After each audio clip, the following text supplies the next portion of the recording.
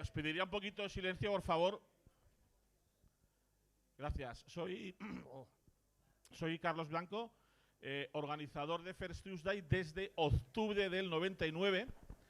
Y es decir que llevo ya 20 años menos un mes con este evento, pero he de comentar que este evento lo empezaron en septiembre del 99, otras 4 o 5 personas, a ver si hago memoria, Robert San Maló, María de los Súa, que igual lo conocéis también, María, no me acuerdo qué más, 3 o 4 personas de Madrid que lo empezaron y lo estuvieron haciendo durante 99, 2000, 2001 con el inicio de la crisis.com, el evento desapareció en Madrid. En el año 2006, creo que 2006 aproximadamente, o 2007, finales del 2006, lo volví a rearrancar y ahora llevamos pues como 12 años haciendo el evento en esta segunda etapa. Y en España, pues First Tuesday cumple 20 años. Es un evento que empezó en Londres, para quien no lo sepa, y que se hace en un montón de ciudades a la vez en su día. Llegó a haber 120 ciudades, ahora quedan escasamente 5, 6, 7 ciudades en el mundo que lo hacen en diferentes países, en España, Barcelona y Madrid.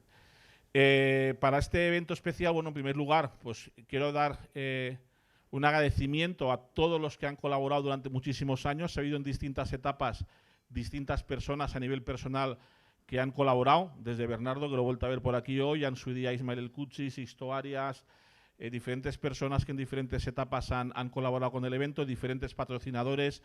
En esta última etapa, pues agradecer en estos años, estos 2 últimos años, la colaboración de Be Startup Banco Sabadell.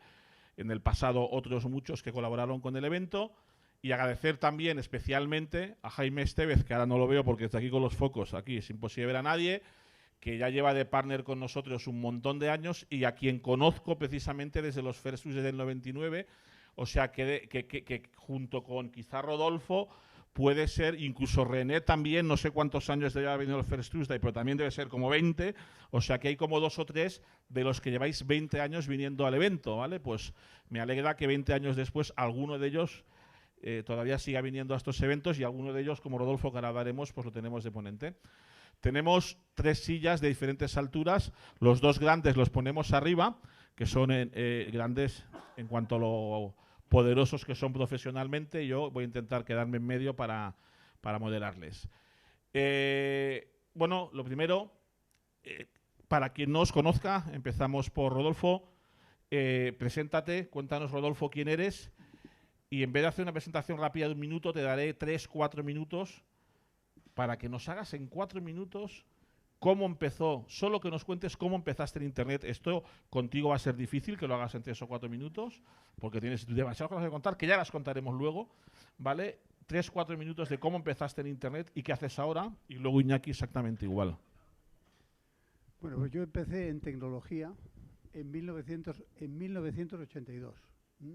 Es decir, muchos de vosotros no habéis nacido. ¿Cómo sucedió? Pues una cosa muy curiosa, porque yo tenía una carrera anterior que tenía que ver con la edificación. Trabajaba de director general de una empresa que lo que hacía era instalaciones electromecánicas en hoteles en Dubái.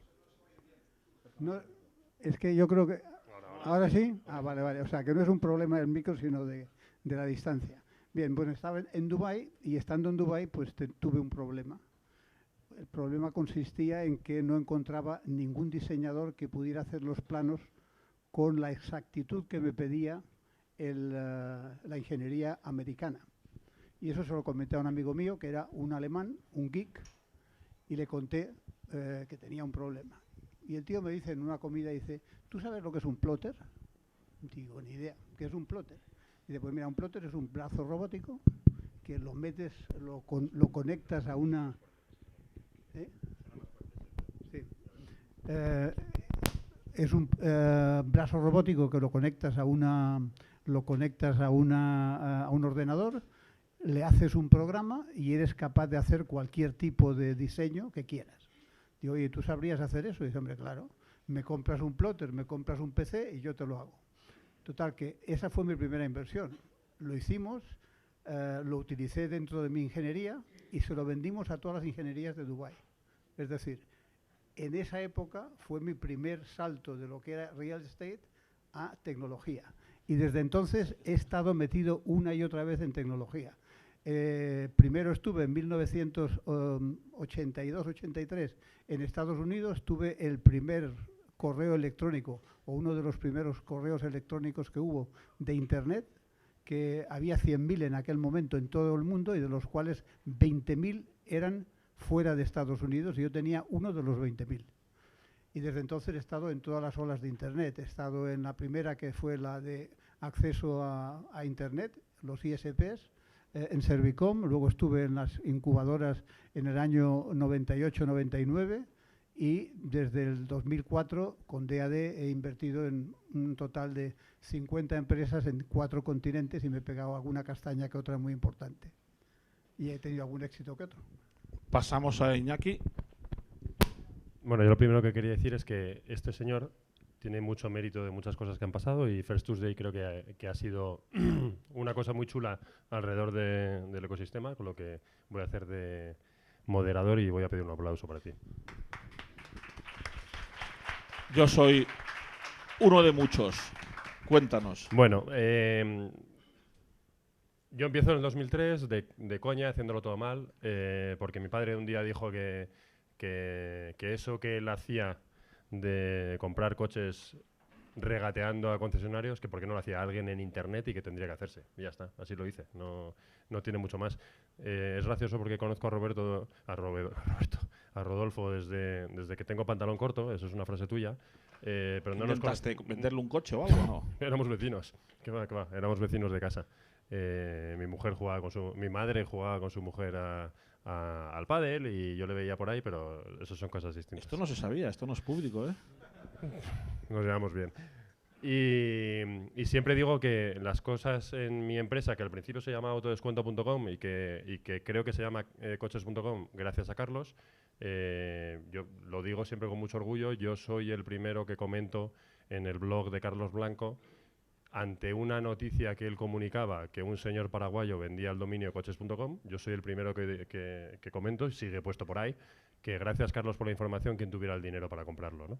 Entonces yo, gracias a Carlos, me entero que una vez que yo tenía un dominio pequeñito, que nos dedicábamos a una cosa de internet muy, muy nicho, tuvimos la oportunidad de comprar el dominio más grande, que es coches.com, que tiene lo bueno de los dominios genéricos y lo malo, que luego ni mi suegra sabe cómo se llama mi empresa. Y como las cosas empezaron a ir bien, desde el año 2009 empecé a invertir en empresas de otros, primero como Business Angel, ahí hice 10 inversiones, luego juntamos un fondo chiquitín que se llama Vitamina K, que son 15 inversiones, y ahora tenemos uno más grande que se llama K-Fund, que vamos ya por la 25 o algo así, con lo que haré también unas 50. Y tengo la suerte que ya no llevo mi empresa porque la lleva alguien mejor que yo. Encontré a un CEO que la llevara y la lleva mejor que yo, sigo siendo mayor accionista, con lo que me estoy dedicando el día a día a invertir y no a liderar la compañía, que hay otros más listos que saben hacerlo mejor que yo. O sea que entre los 4 llevamos unas 220 compañías invertidas, no porque hay unas cuantas solapaciones, igual 210 o entre 200 y 210 inversiones, unas cuantas. Pero ganas tú. Sí, claro, gano yo porque estoy más loco que vosotros. ¿Me entiendes? Vosotros sois de Madrid, el alquiler es más caro, tenéis más hijos, los lleváis a mejores colegios. Mi hijo es autosuficiente desde los 14 años, entonces tengo menos gasto, puedo invertir más. Tiene que ver con eso, con nada más. Rodolfo, que yo recuerdo, tus hijas las has mandado a estudiar toda fuera al extranjero y eso no es barato. O sea, muy bien. Oye, ¿qué ha pasado en 20 años, Rodolfo? Es decir, 20 años yo me metí en Internet, mi primera startup en el 96, venía de ser un emprendedor tecnólogo como tú, de los típicos que en aquella época pasó de tecnología, IT de toda la vida, a Internet cuando descubres Internet, de los pioneros en el año 96. Pero Internet pega el boom en el 99, acuérdate, que es cuando tú fundaste NetJuice, creo que fue el 99 o 2000 por ahí. ¿Cómo resumiríamos estos 20 años y cuál ha sido el papel que ha tenido España en esto de Internet? Pero un resumen de 3, 4, 5 minutos de estos 20 años. ¿Te han pasado rápido, te han pasado lento? ¿En qué hemos mejorado, en qué hemos empeorado? Bueno, yo creo que hay algo que muy poca gente sabe, que en el 94-95, incluso antes, en finales del 93-94, con la generación de Infobía de Telefónica, se generó un magma en el que se podía montar un ISP siendo un tecnólogo pequeño. Y de repente en España tuvimos 600 ISPs, mientras en toda Europa había 300. Es decir, teníamos una situación en la que realmente habíamos estado muy por delante del resto de Europa. Y eso fue fenomenal porque tuvimos un montón de gente muy preparada. ¿Y qué es lo que pasó? Que nosotros llegaron... De hecho, de esos ISPs, Eudald Domenech, Servicom, los de Intercom, González Barros, nacieron luego un montón de startups años después. Pero, ese mismo pero grupo esas de ya eran personas. más grandes. Fueron los mismos grupos de personas sí, que nacieron con ISPs. Sí, porque muchas de ellas venían de esos grandes, o sea, de haber trabajado en Ibercom, de haber trabajado en Servicom, etcétera. Pero realmente lo que es curioso es que al boom de Internet España llegó tarde. Es decir, mientras Estados Unidos y el resto de Europa, por detrás de Estados Unidos, invertían en Internet y tenían muchos éxitos, es decir, en el 99, 90, hasta el 2000, que se cayó la bolsa, como sabes. 2001 más. Más 2001 fue la sí, hostia gorda. La gorda fue 2001, sí. Pero ¿qué es lo que pasó? Pues que en ese momento los españoles habían entrado año y medio antes. Es decir, demasiado tarde. Es decir, no hubo grandes éxitos españoles, todos fueron fracasos. Entonces, ¿qué es lo que pasó? Pues que todos los grandes inversores españoles dijeron, en Internet no meto un duro nunca más. Yo esto me lo he encontrado, no sé si tú te lo has encontrado haciendo el fundraising del fondo, gente que me echaba fondos de los que nacieron en 2002, 2003, que se perdió el dinero. Es que yo invertí en Internet hace 17 años y lo perdí todo. ¿Te lo has encontrado también esto? ¿Todavía familias a la hora de invertir que se frenan? Sí, sí, y yo añadiría una cosa sobre lo que ha dicho Rodolfo. Nos conocemos desde que tenemos pantalón corto y te llamo Roberto. Ya, es verdad, eso es verdad. Sí, porque juega mucho al pádel. Yo añadiría una cosa, y es que como consecuencia de unos cuantos, no sé cómo adjetivarnos y a otra gente que nos atrevimos a hacer cosas de Internet, se ha ido creando un ecosistema, creo que potente, que hoy en día empieza a florecer relevantemente, ¿no? O sea que tenemos un país muy bueno para vivir, eso lo sabemos todos, eso pasaba igual hace 30 años, pero lo que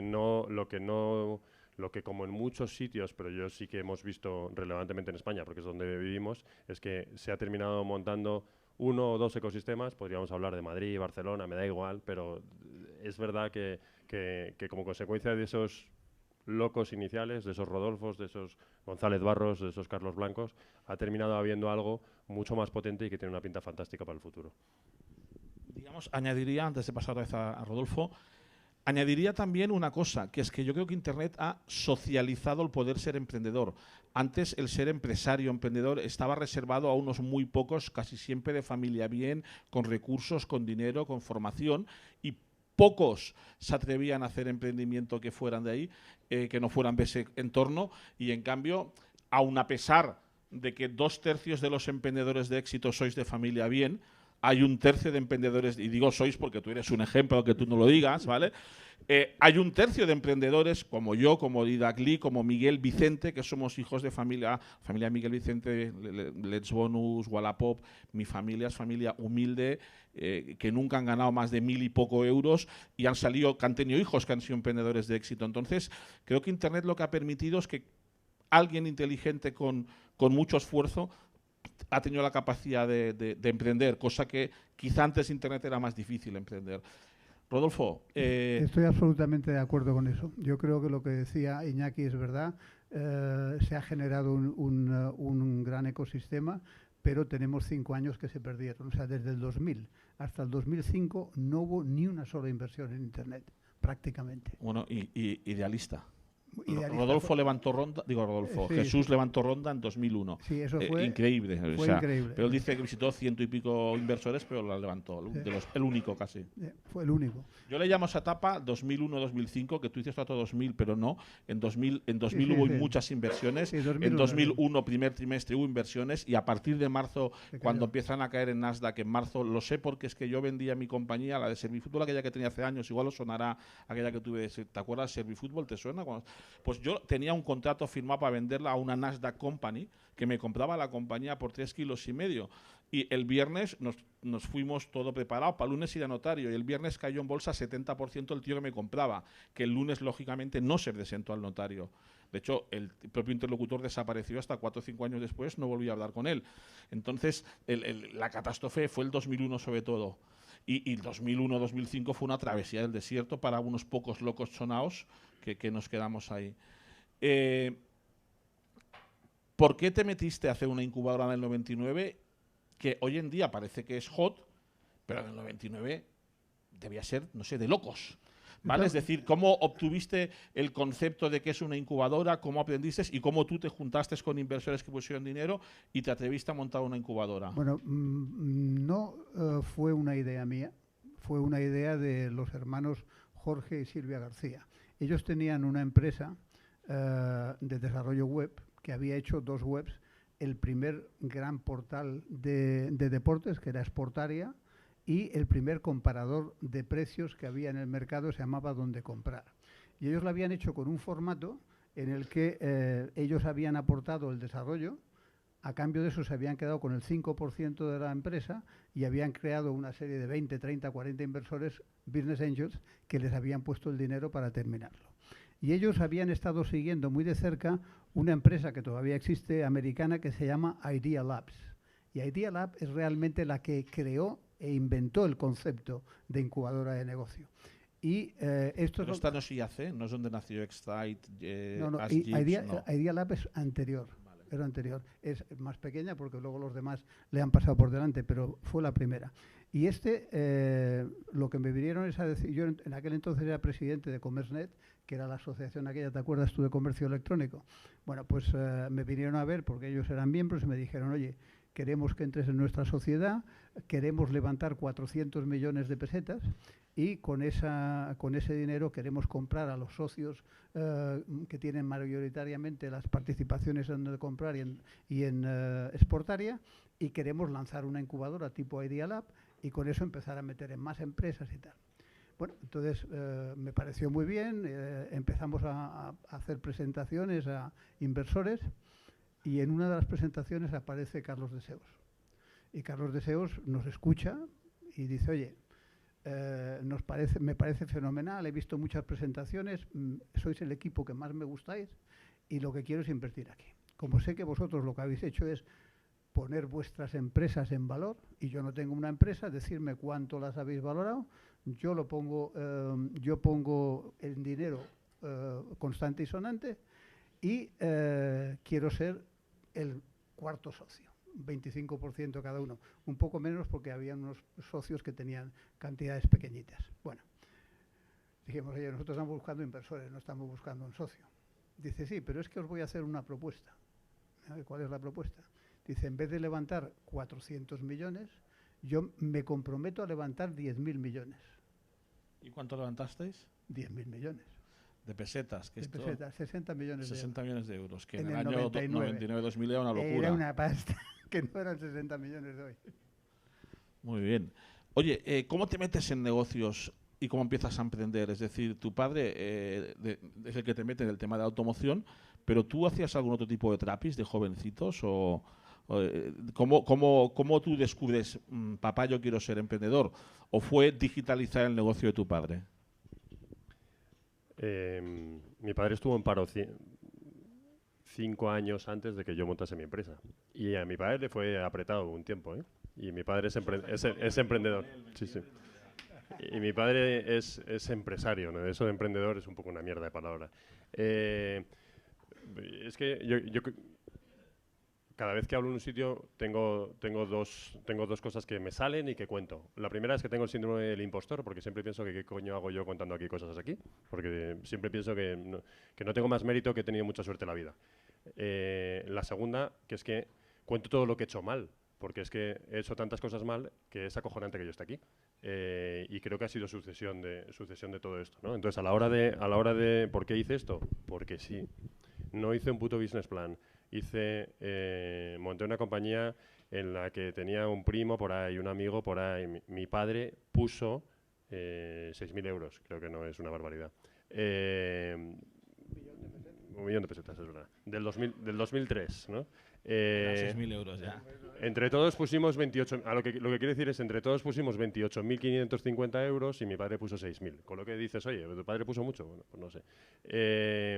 Oye, es lo Y mismo de que pequeño me ganaba la vida... Es lo mismo que puso Imael en el 2001, o sea, que no te lo critico, o sea. Y de pequeño me ganaba la vida haciendo fotos, buzoneando publicidad de la empresa de mi padre, que era... Buzoneando, y no se te ocurrió montar tiendeo, tío.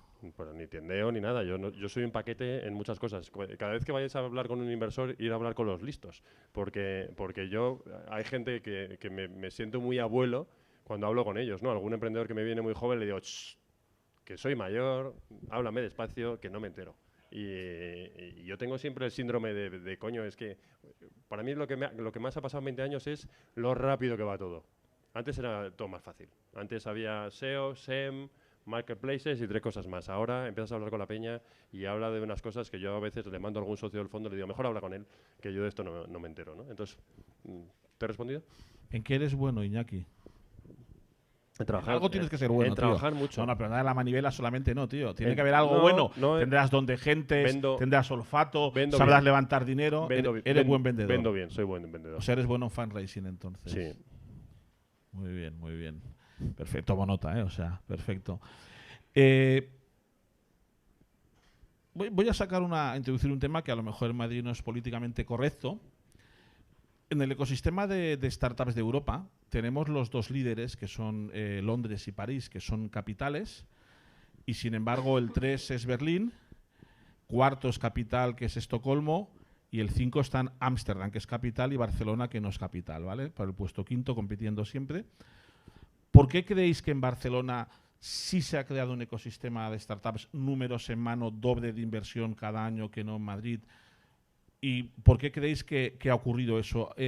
Hay gente que dice que solo es porque en Barcelona nació Intercom y todo alrededor de Intercom nacieron un montón más, ahora que está de moda la palabra spin-offs, un montón de gente que se formó allí y luego tuvo éxito emprendiendo. Moleón, Cenarro, un montón de gente que salió de Intercom. ¿Eso fue una de las claves o es el espíritu emprendedor o es que aquí nunca ha habido nadie capaz de juntar el ecosistema, que eso sigue siendo una tarea pendiente de aquí de Madrid, que incluso los valencianos o los vascos saben hacer mejor que aquí? ¿Por qué crees que una capital de provincia como Madrid se ha quedado a mitad de camino con respecto al volumen de Barcelona, cuando en teoría dinero hay mucho más, talento hay casi igual, que es porque la gente aquí es más conservadora, porque hay muchos bandos que se pelean entre ellos? ¿Cuál crees que es el problema? Los dos habéis vivido 2 etapas que habéis sido los top, tú más hace unos años, tú más ahora a lo mejor, en diferentes momentos lo habéis vivido, pero sigue siendo lo mismo. ¿Por qué creéis que ha ocurrido esto? Bueno, yo creo que una cosa que ha ayudado mucho sobre todo en Barcelona, no es solo Intercom, que también, sino el hecho de que ESADE y ESE hayan creado un ecosistema muy interesante y muy proclive al emprendedurismo anterior a las universidades de Madrid. Es decir, el IE ahora está muy volcado en ello, pero ha llegado 10 años después que ESADE y el Instituto de Empresa. O sea, que sí, pero no hay emprendedores de éxito que hayan venido de IES y de ESADE precisamente. No, los de éxito hemos estudiado el IES y el ESADE después de haber tenido el éxito. O sea, no está siendo precisamente una cuna de gente que estudiando allí cogen, montan la startup y triunfan. No hay casos de esto pero apenas. Pero sí ves que en todas las startups que ha habido en Cataluña hay un montón de ejecutivos de ESADE, etcétera. Es decir, que has creado un sistema en el cual hay mucha gente que sabe de Internet que en Madrid han empezado 10 años después. No me convence. Yo creo que a nivel de Internet, incluso pienso que IE siempre ha estado por delante de IES y de SADE, y desde el principio. Enrique Dans, él y yo no somos amigos precisamente, pero te aseguro que SADE y US no tiene ninguna persona que sepa Internet tanto como Enrique Dans o como alguno que está en IE. Entonces no es precisamente la parte digital, no es el fuerte de SADE y IES precisamente, más bien el IE siempre ha estado muy por delante de ellos. Y sí que a lo mejor para la formación de directivos en general, muy bien, y muchas startups tenemos gente de SADE, totalmente cierto, más de SADE que de IES, pero no tengo claro hasta qué punto eso ha influido tanto como dices, pero bueno. ¿Tu visión? Mi visión es una no me parece importante. Es decir, a mí yo creo que tenemos la gran suerte de que tenemos 2 hubs tan importantes en España y yo me quiero quedar con la parte positiva, ¿no? Y para nosotros como fondo, como nos da igual invertir en Barcelona que en Madrid, pues chico, de hecho siempre decimos que tenemos 1/3 de inversiones en Madrid, 1/3 de inversiones en Barcelona y 1/3 en otros lados. Lo que sí que creo es que empezasteis antes y lo que sí que creo es que los ecosistemas tardan en crearse y la gente que, como vosotros, hicisteis negocio en Barcelona en aquella época inicial o habéis terminado haciendo negocio como consecuencia de eso, muchos tenéis buena relación, por supuesto habrá rencillas y demás, y muchos habéis seguido haciendo cosas juntos. Entonces, el éxito entre vosotros ha hecho que ese éxito se multiplique, que es lo que termina pasando en los ecosistemas. Y sé que hay rencillas, pero... No, pero me das la razón. Para mí esa ha sido la clave. Sí, para sí, mí pero esa es la clave. Pues No lo he dicho, pero esa es la clave para mí. estamos de acuerdo. Aquí sabes que en Madrid, y tú eres uno de ellos, con determinadas personas no os podéis sentar en la misma mesa. Porque si tú entras en la mesa, hay alguno que se levanta. Y si él, y al revés, y viceversa. Entonces, y eso en Barcelona no ocurre. No hay Por ahí nadie, la fama. no hay nadie que si está en la mesa yo me levanto. Eso no ¿no? pasa. Bueno, porque no ocurre porque intentáis no ir juntos. No. Yo, no, eso... Estoy mal informado, quieres decir. No. Mira, no quiero decir nombres, no, tío. no. Porque ha sido un ponente aquí habitual y buen tío. Yo sí voy a decir cosas. Mi visión sobre el ecosistema es que un ecosistema se construye si somos capaces de ayudarnos entre todos. 100%. Y de hecho es lo que acabamos de decir. Hay gente que no le gusta esto. Y que cuando hemos aparecido inversores que pensamos que tenemos que ayudar a los emprendedores a sacar sus proyectos, les ha jodido. Y eso significa que yo soy un hijo de puta y entonces con alguna gente con la que no hace falta decir nombre de nadie, pues no les gusto. Pero yo estoy encantado que yo no le guste. Pero desde luego a mí sí me gustan. No, pero porque de hecho, además como tú, Aquilino de Equivo es de tu estilo también, de ayudar al emprendedor. Los fondos ahora ayudan al emprendedor. Si no te queda fuera de mercado. Pero yo creo en eso de corazón. Y entonces porque es como se crean los ecosistemas, si lo estamos hablando, ¿no? Entonces cuando tú eso lo crees de corazón y lo haces, si hay gente que no le gusta, pues chico, a mí me da igual. No sé, voy a decir una tontería. En nuestro fondo tenemos en el blog un listado de todos los inversores de España, de todos los inversores activos de España. Hay gente que no le gusta que yo haga ese listado. Yo soy gilipollas por hacer eso. Porque como yo voy a poner a mis competidores en mi blog con acceso a sus LinkedIn y a sus páginas web. Soy idiota, ¿verdad? Porque no debería hacer. A mí ha habido algún inversor que me ha dicho que eso no hay que hacerlo, que eso es una tontería y que soy el Robin Hood de los emprendedores. Porque ¿qué coño hago ayudando a la gente? Cuando alguien no se sienta en la mesa por eso, lo siento, pero yo estoy orgulloso. Y yo sí me siento en la mesa de todo el mundo. Entonces... Igual he caricatizado la situación, pero tú sabes de qué estoy hablando, que es lógico que no se pueden dar nombres, pero me entiendes, al final perjudica a un ecosistema que 2 de los 4 o 5 tíos más importantes no podáis estar juntos. En Barcelona, Miguel Vicente funda Barcelona Tech City y es capaz de coger y llamar a Idagli, llamar a Lucas Carné, llamar a Carlos Blanco, llamar a Jaume Gomá, llamar a todos, y Iñaki Cenarro y decir, chicos, somos los principales del ecosistema. Vamos a hacer algo fuerte para que a todos nos vaya mejor. Aquí hay 6-7 grupos, tú lo sabes perfectamente porque estás más vinculado a 2 de ellos, que si invierte este grupito ya no va a invertir en esa startup, va así, y es una realidad que el emprendedor no sabe, pero existe aquí. Robin Hood quiere hacer negocios con todo el mundo. Muy bien, los fondos somos subnormales si no hacemos negocios con todo el mundo, porque a ti y a mí con una SCR gestionada, digamos, supervisada por la CNMV, nos pagan nuestros inversores por darle rentabilidad, con lo cual a mí me da igual invertir en Barcelona que en Murcia, contigo, que con él, que con un enemigo. Yo he invertido con gente que no me cae bien, no pasa nada, esos negocios. Entonces, estamos totalmente de acuerdo. Oye, vamos a cambiar de tema. Todo esto que hemos hecho es a pesar de la poca ayuda público-política en cuanto a crear emprendimiento y hacer negocios innovadores, ¿o creéis que realmente ha habido ayuda pública en todo esto y ha formado parte de la ayuda? Yo tengo la percepción de que no, de que han ayudado poco. Es cierto que ENISA ha ayudado mucho en los últimos años y Fondico también, ha ayudado positivamente mucho estos dos, pero en general, visionando los 20 años, no sé hasta qué punto, comparado con otros países, ejemplo Israel o la buena ley que hay para un inversor en Francia o en Reino Unido, muchísimo mejor que la que tenemos en España para Business Angels, que permite que la gente se arriesgue a invertir más porque si falla recupera. como digo yo, quizá con las peores condiciones legales y de entorno hemos tenido éxito. ¿No ha influido negativamente, positivamente? Bueno, yo creo que ha influido muy negativamente durante muchos años. Yo creo que en los últimos años el tema del Fondico ha sido clave para que todos estos fondos se aceleraran.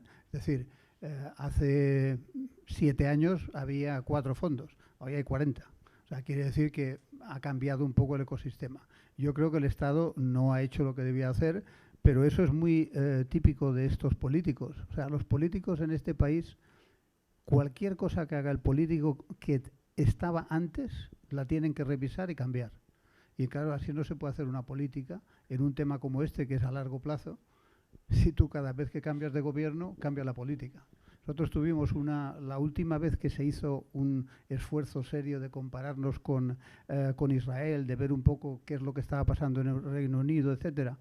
Nos pusimos de acuerdo un montón de gente. Yo no sé si estabas tú en esa mesa, que nos llamaron de presidencia, etcétera. Hicimos una, me parece que estabas. Álvaro Nadal.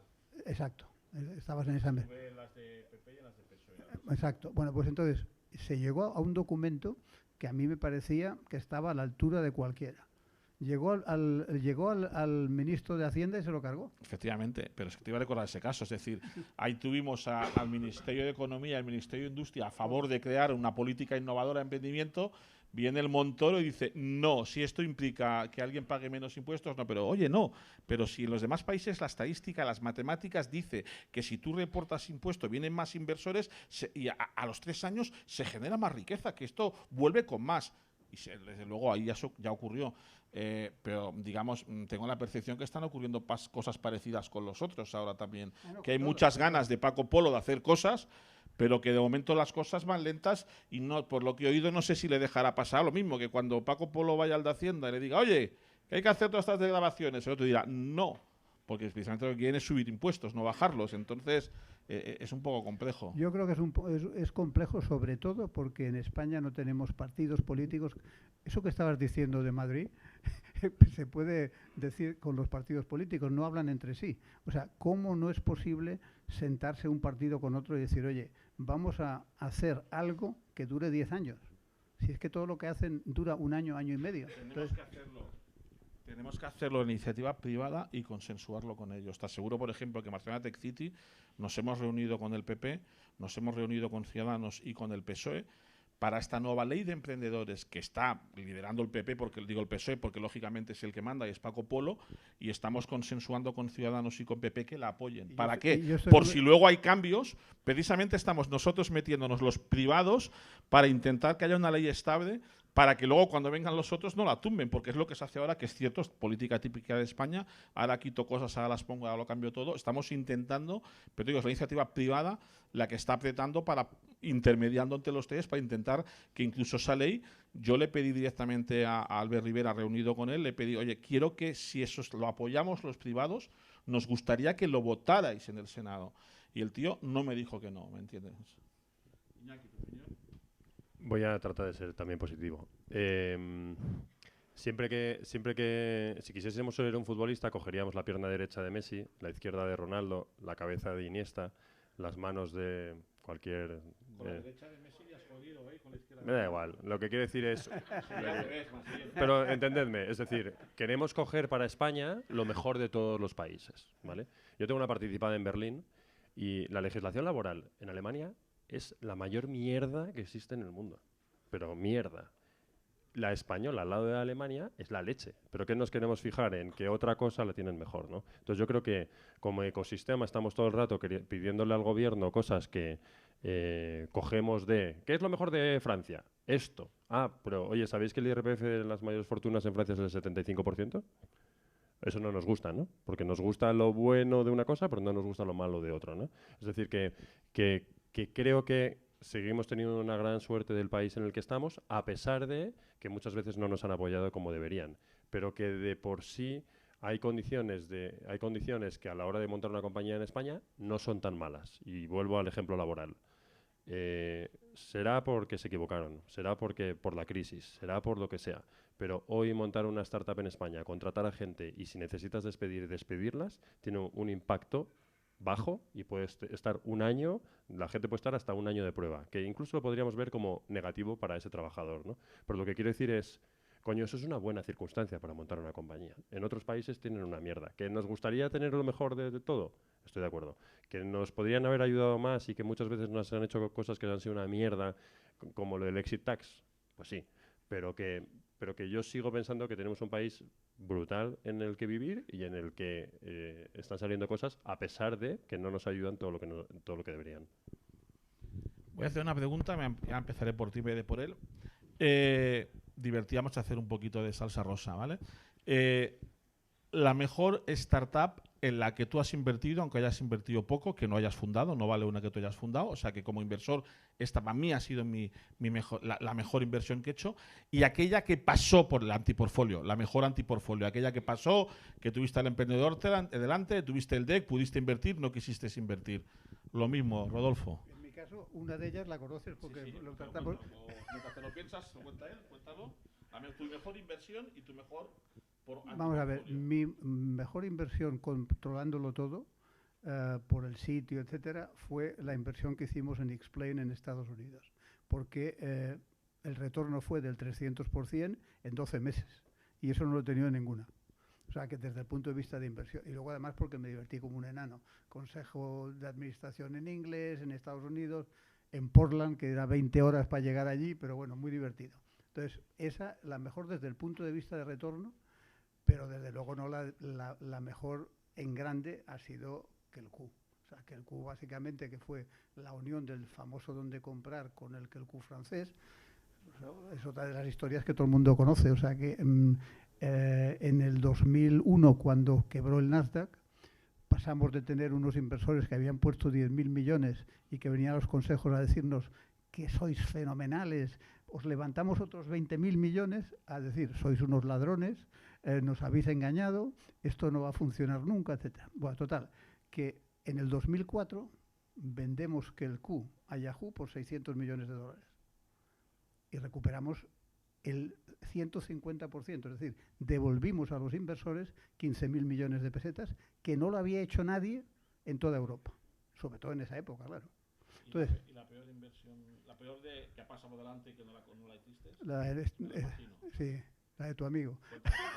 Es que no me acuerdo de cómo se llama Iñaki. Trovit, que fue una reunión que tenemos con Iñaki Escenarro, los dos en Madrid, pero en Barcelona, sí, en Barcelona, y nos cuenta que tiene una empresa y tal, con el 30%, que los socios, o el 15%, una cosa así. Y le decimos, mira, Iñaki, si tú eres el CEO tienes que tener mayoría, porque si no, esto no funciona. Total, que el tío cogió la copla, se fue, convenció a sus vendedores, a sus socios, consiguió tener el 80% de la empresa, o el 60% la mayoría, y entonces buscó dinero rápidamente, no nos llamó a nosotros, invitó a Caviedes. Iñaki, ¿te acuerdas ya? Sí, voy a contestar la primera, somos hipertransparentes. No tiene por qué ser de Cafán, puede ser de Sánchez o de Vitamina K. De hecho, te va a gustar saber que en número de veces, multiplicando por 20, yo he salido de por Village, tú todavía no, creo. Esa ha sido en cuanto a veces inversión. No fue una inversión muy grande, invertí 15.000 euros y eso lo hice de manera personal, pero ha sido la que más veces, número de veces retorno de la inversión. Y cagadas mías de no haber invertido, las que quieras. Cabify, Wallapop, Jovan Talent, La Nevera Roja. Yo a Miguel y a Gerard les dije... ¿Globo no te pasó? Globo también. Te la marinera, tío. O sea, te montas 5 medallitas de las 5 mejores de España, tío. O sea. Yo acabo de decirles que el listo de los tres no soy yo, que sois vosotros, con lo que... Para mí, visto otra vez desde el lado positivo... Yo espero que en Goin hagas por 20. Goin va bien, pero bueno, pero queda tiempo. Lo digo porque somos coinversores, tío. O sea, que te salga una por 20 en la que estamos juntos. Esa pinta bien. Pero lo que quiero decir es, las malas noticias serían que no hubiésemos tenido la oportunidad de invertir. Las buenas noticias es que hemos podido, aunque, como yo, haya gente que la caga tanto. Yo, por compartirlo rápidamente, mi mejor inversión, lógicamente, ha sido Globo. Invertía de valoración 300.000 euros y la compañía va a hacer una ronda en breve de valoración 1.500 millones de euros, con lo cual he multiplicado por N veces y además estoy en posición no vendedora. Ya me la juego al todo o nada, ¿me entiendes? Lo que me queda ya hasta que pete o gane dinero, ¿vale? Que ya he ganado unos cuantos cientos de miles de euros con unas pocas decenas que puse. Y la peor unas cuantas. Yo rechacé Buddy gratis. Buddy gratis. Esta es buena, ahí te supero, ¿vale? Es decir, tú tienes que poner dinero. Yo Buddy la descarté para Connector, llegó finalista de un concurso que hicimos, había que coger una de las dos, el chaval quería entrar, me sigo llevando de puta madre con Carlos Pierre, pero dije no, y cogí al otro. La cagué, porque el otro se quedó en una chiringuito y Buddy ha sido una buena compañía. O sea, esa es buena porque además eran acciones gratis, pues la rechacé. Y luego, evidentemente, tengo la espita acabada de Trovit también, porque ahí hubiera multiplicado por 50 y algo, que es lo que hizo Caviedes. Y además, en mi caso, yo sí que Iñaki a mí sí que me llamó, me sabe mal decírtelo, ¿vale? Y me dijo, tengo el hueco de 10.000 que Nacho González Barros, su hermano Antonio, no le deja invertir en Trovit, porque en su día he hecho Iñaki Cenarro, también ahí se pican a veces, y no le deja invertir, y te dejo entrar ahí. Y yo, con un socio que tenía, me dijo, no, tío, que esto depende de los buscadores mucho y puede ser peligroso, y mi socio me convenció para que no invirtiera en Trovit. Es una gran cagada porque hubiera hecho 520.000 euros con esos 10.000. Esa y Buddy gratis son dos de mis buenas cagadas también. Vale, siguiente pregunta. Para ti, ¿quién es el mejor emprendedor de España? Aquel tío que tú admires, diga, hostia, me encanta cómo, aquí podéis nombrar más de una persona, que digas, hostia, me gusta mucho esta persona, es mi referencia, me fijo en él, le leo, veo todo lo que tuitea, cuando escribe y no puedes nombrar nadie de los aquí presentes. Por peloteo que te conozco, ¿me entiendes? Yo me quedaría con Juan de Antonio, de Cabify. A mí Juan de Antonio también estaría en mi lista. Pero vamos, a mí, por ejemplo, me gusta mucho Gustavo García. Creo que es un gestor curioso. Me gusta mucho lo que hace y cómo lo hace.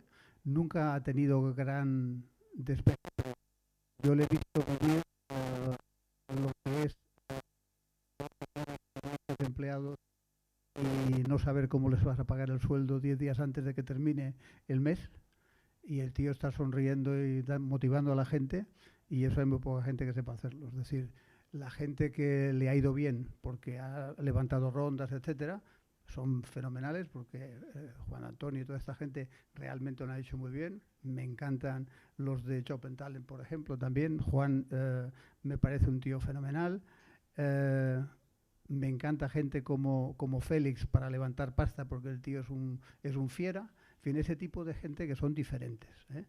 Y yo ya te digo, lo que me llama la atención de Gustavo, por ejemplo, es la resistencia a decir 24 horas antes de quebrar, esto no quiebra y lo sacamos adelante. ¿Algún nombre más, Iñaki, por añadir tú? Ya no sé si soy yo o eres tú. No, es el cable que está medio suelto. Me gusta mucho Iñaki Cenarro, me gusta mucho Jesús Encinar. Me gusta mucho. Decir, hay gente, es que fijaros, habéis dicho 7 nombres, 6 de 7 de Madrid. Este ejercicio lo he hecho en Barcelona. ¿Sabéis qué pasa en Barcelona? 6 de 7 de Barcelona. Yo he dicho, somos muy endogámicos. Cuando esta pregunta la he hecho en Barcelona. Yo he dicho 2 de Madrid y 1 de Barcelona. No, has dicho 1 de Barcelona. Entre los dos habéis dicho 7 nombres. Pero de los cuales. Culpa de suya. No, de los dos, 6 de 7 de Madrid. No pasa nada. Compro Jesús Encinar, claramente. Para mí, Jesús Encinar es el mejor emprendedor de España. Junto con Lucas Carné y Miguel Vicente, un madrileño, un barcelonés, un catalán y un valenciano, y no es un chiste, ¿vale? Es decir, entonces para mí son los 3 mejores, claramente. Para mí es que es el caso de Miguel, que es el único que ha vendido 2 compañías por varias decenas como mínimo, y Jesús, que para mí es el mejor emprendedor de España, ¿vale? Y Lucas, que tiene muchísimo mérito lo que ha hecho, que ha vivido lo mismo que Gustavo, pero luego vender 10 veces más caro y él sacar 25 veces más también, ¿vale? Entonces y dar más retorno a sus inversores con una historia parecida en sector parecido. Siguiente pregunta. Ahora mismo, si tuvieras que dejarlo todo con lo que sabes y empezar de cero, ¿serías emprendedor o serías inversor? Con el conocimiento que tienes ahora mismo, imagínate que por X motivos te quedes como un futbolista libre en el mercado. ¿Volverías a montar un fondo o serías un emprendedor? Partiendo de la base que los que nos hemos metido en el rollo de un fondo ya no podemos salir porque estamos hipotecados para años. Pero si ¡pum!, te quedas libre en el mercado, sabiendo que un emprendedor que la clave puede ganar unas cuantas decenas de millones, ¿qué harías? ¿Emprender o invertir? Estoy muy mayor para emprender. Probablemente me pagaría por trabajar con determinada gente. Vaya respuesta. Bueno, yo siempre he sido, pero yo siempre he estado en la edad mental del joven. Este se queja con 40 y pico, cuando esté como tú. Bueno, no vendrá. Oye, un aplauso para Rodolfo. Bueno, muchas gracias. Pues yo sería emprendedor, porque a mí lo que me encanta es, fíjate, hay una cosa que en estos momentos es lo que realmente me llama la atención. O sea, yo tuve la suerte de participar con un equipo fenomenal en el tema de la venta de Kelcoon, o sea, de crear una empresa que se vendiera a una americana por 600 millones de dólares, que hay muy pocas que se hayan hecho, no solo en España, sino en Europa. Hay 20, 30, no hay muchas más, ¿no? A mí realmente lo que me apetece es hacer una de por encima de los 1.000 millones. Y realmente el ecosistema español no está orientado a eso. O sea, el ecosistema español, que es muy bueno, está orientado a coger una empresa que factura, que ha probado su modelo de negocio, que está entre los 500 y 2 millones de facturación, meterle un dinero y en cuanto está en los 30 millones, venderla. Y eso lo hace el VC español mejor que nadie en el mundo. Pero mejor que nadie. O sea, tú lo ves y son, vamos, fenomenales.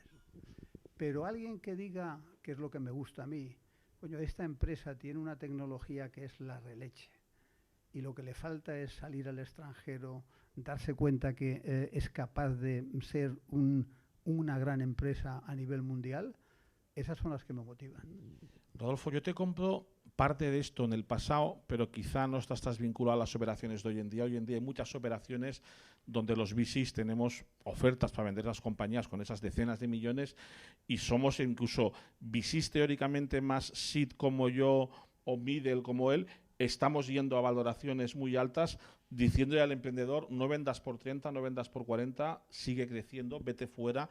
Quizá en el pasado eso que dices tú de que el fondo español invertía y sabía construir historias y para luego venderlas por 30, 40, asistió durante muchos años. Yo soy un ejemplo con Acamón que vendimos por 23, pero ha cambiado. Ahora hay muchas startups en España con valoraciones ahora mismo entre 10 y 30 que se van a vender por más de 100. Entonces creo que empezamos a ser más ambiciosos los fondos y los inversores. Eso te lo compro hace 5 o 10 años.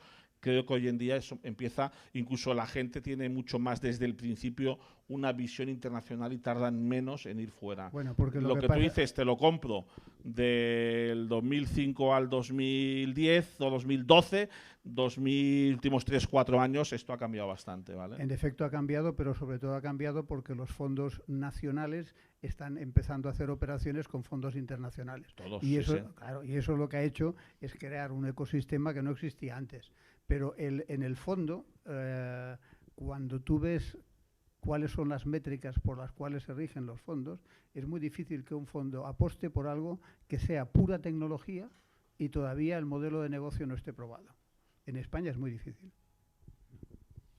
¿Creéis que en España se invierte en proyectos innovadores o que solo invertimos en copycats? Es otra de las cosas que algunos emprendedores se quejan mucho, de que aquí en España los inversores nos lo creemos más y apostamos cuando es un modelo que esto lo está haciendo Ben Privé en Francia, esto lo está haciendo Parperdix en Reino Unido y están triunfando, o creéis que ha mejorado esta, digamos, facilidad de invertir en riesgos. Ejemplos. ¿Habríamos invertido en España en un YouTube si lo hubiera inventado un español? Cuando durante muchísimos años estuvo criticando en todos los medios de comunicación que no tenía business model YouTube y que eso era una sangría de perder dinero y ahora es una máquina de ganar dinero. A ver, nosotros estamos invirtiendo, perdón la expresión, en muchas chorradas. Y quiero decir en compañías que no tienen modelo de negocio. Lo que pasa es que sí que pensamos que como fondo español y como fondo de 50 millones, nuestro tipo de inversión no es aquella que no tiene modelo de negocio y va a necesitar tantas rondas en el que mi participación no la voy a poder defender por el tamaño de mi fondo. Entonces, y yo creo que eso pasa mucho con muchos fondos en España. Son fondos todavía chiquitos y el VC normalmente funciona si tú puedes mantener cuanto más mejor tu participación. Entonces, nosotros estamos invirtiendo en cosas raras de inteligencia artificial, os podría contar compañías que yo cuando las veo ni las entiendo. Y eso significa que invierto en compañías sin modelo y de cosas que yo no entiendo. No significa que otra gente del fondo no lo entienda, ¿no? Pero sí que creo que para invertir en compañías en las que yo tenga que mantener mi participación, yo no tengo el tamaño suficiente como para poder hacerlo. Con lo que si lo hago, lo hago súper pronto. Lo condiciona el tamaño de los fondos españoles. Si lo hago súper pronto, como hemos hecho en el caso de Goin. Es decir, Goin puede terminar siendo una compañía que termine levantando muchísimo dinero, y si lo he hecho muy pronto y he cogido una participación que está bien, pues puede que la dilución que yo sufra, a pesar de tener un fondo pequeño, porque una de las cosas que creo que estáis diciendo es, una de las grandes noticias que tenemos es que hace 10 años en España no venía un fondo extranjero a invertir en compañías de Internet ni de coña. Éramos los amigos de Grecia y de Portugal y de Italia y demás. Nadie nos quería, ¿no? Y ahora están todos por aquí. Y eso es algo que ha sido evolución de todo eso. Pero también yo como fondo entiendo cuál es mi posición. Y cuando voy a luchar con un fondo de 500 millones alemán que viene a invertir a la vez que yo, pues yo digo, oye, que yo sé dónde tengo mi hueco, ¿no? Entonces yo no sé si es tanto por modelo como por lo menos en nuestro caso, porque queremos tener un porcentaje relevante de la compañía y poder intentar mantenerlo lo máximo posible. No, yo estoy de acuerdo. Lo que pasa es que el problema que hay es que el tamaño de los fondos influye mucho, porque cuando tú tienes un fondo como tienen los americanos de 8, 9.000, 10.000 millones, tienes 200 millones que estás dispuesto a tirarlos todos los años a ver qué pasa. Y claro, eso no lo puede hacer un fondo de 50 millones. Entonces, si tú quieres crear algo que es realmente rompedor en tecnología y que va a ser una empresa mundialmente famosa, hacerlo desde España es muy difícil. Hay que sacarla, al final hay que sacarla. Totalmente de acuerdo. Por suerte, como decíamos, lo de los fondos de fuera ya ha cambiado radicalmente. Yo en Volkswagen, una empresa en la que soy fundador y emprendedor, ha entrado DN Capital, ha entrado Cathay, que es DN Capital es UK, Cathay francés y Torch, que es americano. Si Torch es su primera inversión en España, DN Capital es su primera inversión en España, Cathay ya empezó antes con Globo y con alguna más. O sea, además estamos, entre comillas, desvirgando un montón de fondos que luego cuando vienen dicen, ¡ay! Oye, que me gusta venir aquí. Y eso es lo que va a permitir que luego estos fondos quieran invertir en muchas más compañías y, como decís, tienen más ceros en los fondos que nosotros. Oye, ahora pasaremos en 5 minutos, no sé cómo vamos bien de tiempo, un segundito. Bien. Pasaremos en 5 minutos a preguntas de público. ¿Qué sectores ahora os ponen más hot? Es decir, ¿qué sectores dices, hostia, me encanta ahora mismo, me miro de forma diferente cuando me llega un proyecto de este segmento? ¿Qué sectores, tanto ahora como la previsión vuestra, vamos a decir a corto plazo, a 1 o 2 años? Sectores donde os vais a mirar con más ojos una posible inversión. Yo, si quieres, te lo digo, si quieres, pero lo digo después para no los he publicado. Quien me lea sabe que los he puesto públicos en mi Twitter, pero por no chafaros lo que digáis ahora y no condicionaros, quiero vuestra opinión. ¿No me vas a condicionar? No tengo ni idea.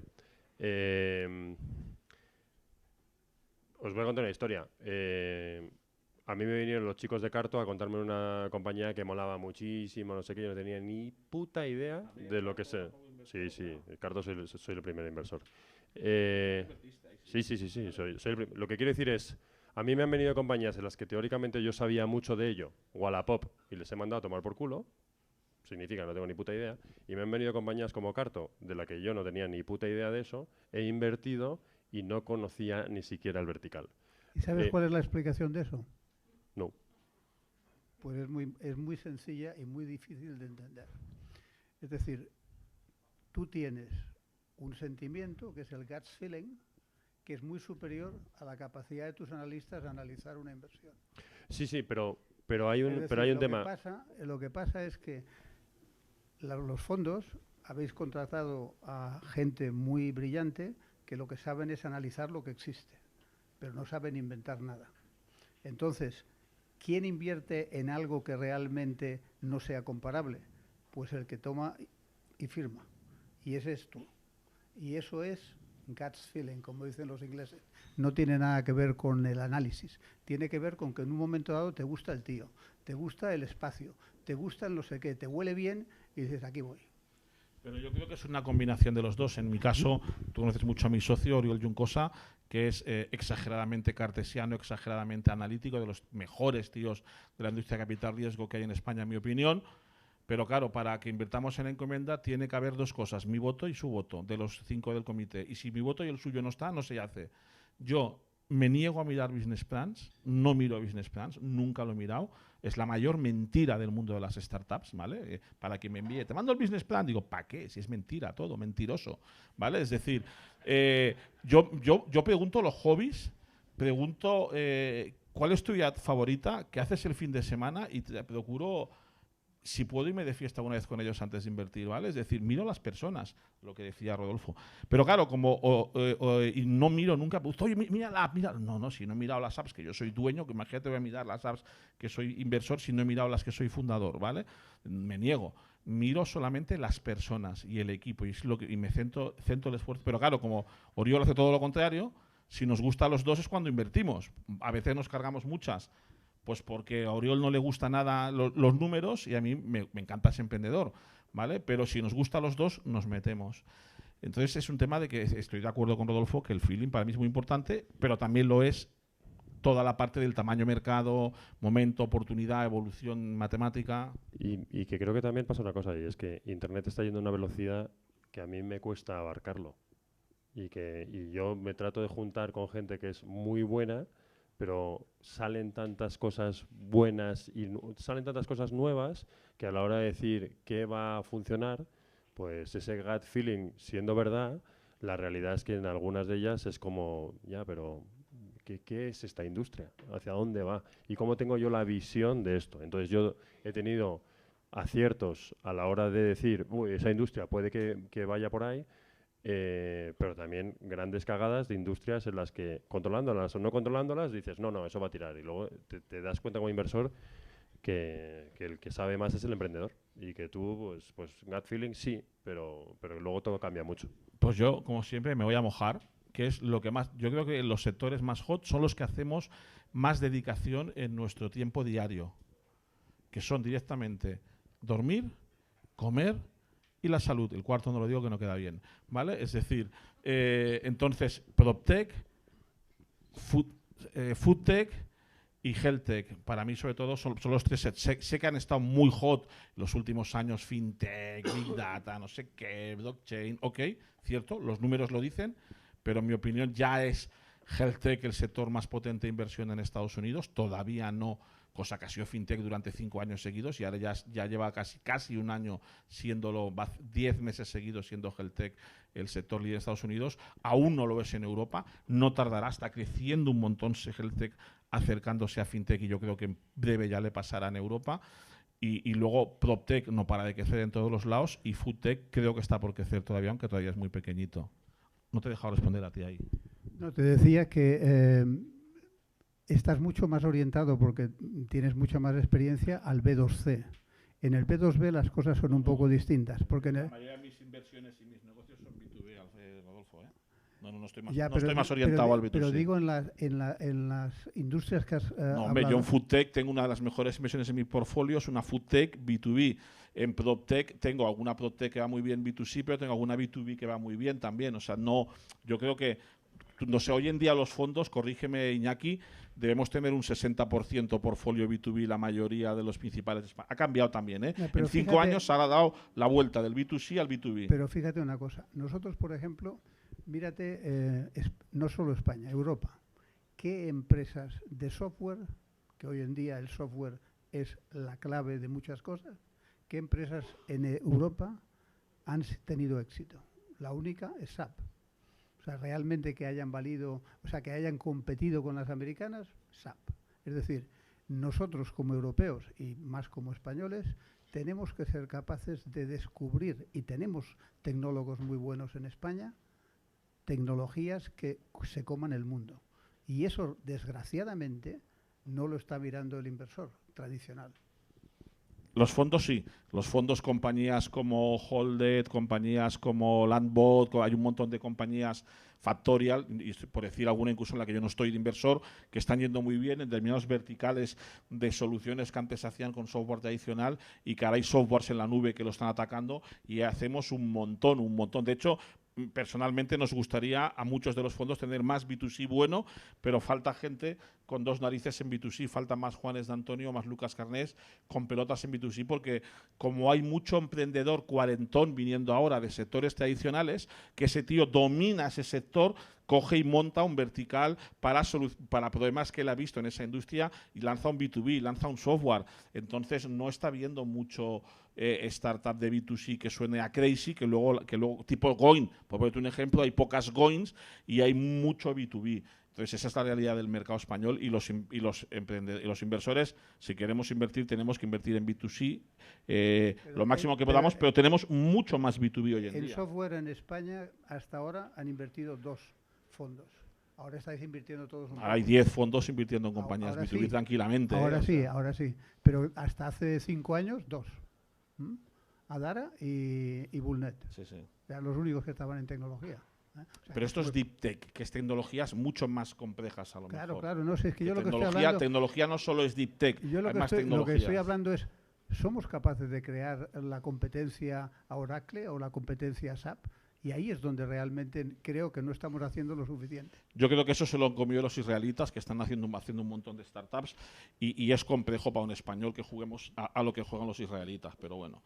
A ver, estoy haciendo todo este teje-maneje para hacer paso al micro, os dejaré uno, juntaos un poco más para alternaros el micro. A ver, quien quiera hacer preguntas, el micro es alámbrico, tecnología del siglo XX, ¿vale?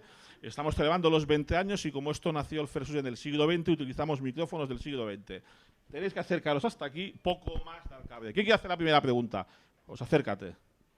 Venga, Jaime, te cedo el honor por ser histórico y luego al resto. Por estos 20 años. Oye, en primer lugar, enhorabuena a los tres por el repaso que habéis dado a estos 20 años. Los he disfrutado a vuestro lado y hoy más con este pequeño resumen. Pero vamos a meternos con los próximos 5. Hoy hemos sabido que las ventas de coches en agosto se han hundido un 30%, que la destrucción de empleo en España ha alcanzado cifras solamente comparables con el año 2010. Argentina se precipita hacia un nuevo corralito. La economía alemana entra en parada técnica. Los aranceles entre China y Estados Unidos siembran la incertidumbre en el sector tecnológico. Dicen que los inversores tenéis un especial olfato para detectar los vientos de recesión. ¿Qué os dice vuestro olfato y cómo condicionaría vuestras decisiones de inversión? Bueno, yo creo que si miras a lo que es el mundo, ha habido edades de hielo muchas veces y seguimos aquí.